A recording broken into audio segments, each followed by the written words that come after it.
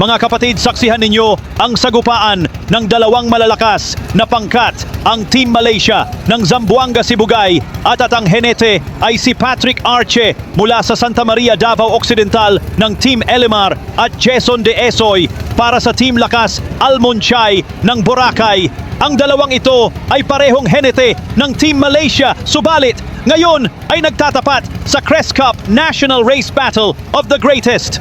Sa pagkakataong ito, inyong matutunghayan kung sin ang pinakamalakas at pinakamatulin sa dalawang bangka at kung sino ang magaling na henete pagdating sa pagmaniobra ng bangka. Talaga naman, hindi basta-basta ang karerang ito dahil buong mundo ay nanunood.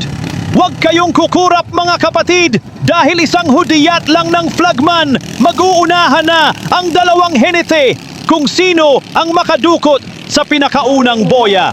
Papalapit na sila mga kapatid at ang nakadukot ay ang Team Lakas Almonchai Bomba Malay ng Boracay. Pero humahabol ang Team Malaysia, ayaw magpaiwan. Ngayon, nakarating na sila sa pangatlong boya at masyado dikit pa rin ang laban. Talaga naman, ayaw magbigayan ang dalawang henete. Ipinakita nila ang kanilang tunay na lakas. Nauna ng bahagya ang Team Malaysia sa pagliko, subalit mahabol ulit sa rektahan ang Team Lakas Almonchai ng Boracay.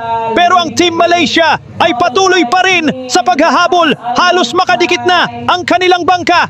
Papalapit na sila sa ikalimang boya. Nauna pa rin ang taga Boracay. May isang ikot pa mga kapatid. Malayo pa ang finishing line. Masyado pang maaga para sa selebrasyon. Marami pang pwede mangyayari.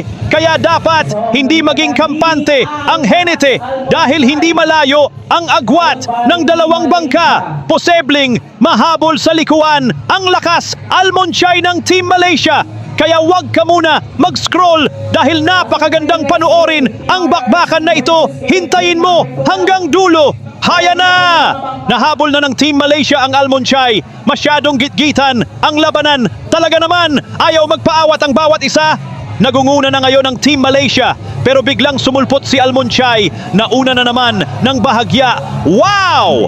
Ang tindi ng bakbakan sa pagitan ng dalawang mahusay na henete, si Jason De Esoy at Patrick Arce. Nakauna na naman ang Malaysia at humahabol na naman si Almonchai. Grabe ang kanilang pakikipaghabulan. Sa laot matira ang matibay basagan ng bangka at makina.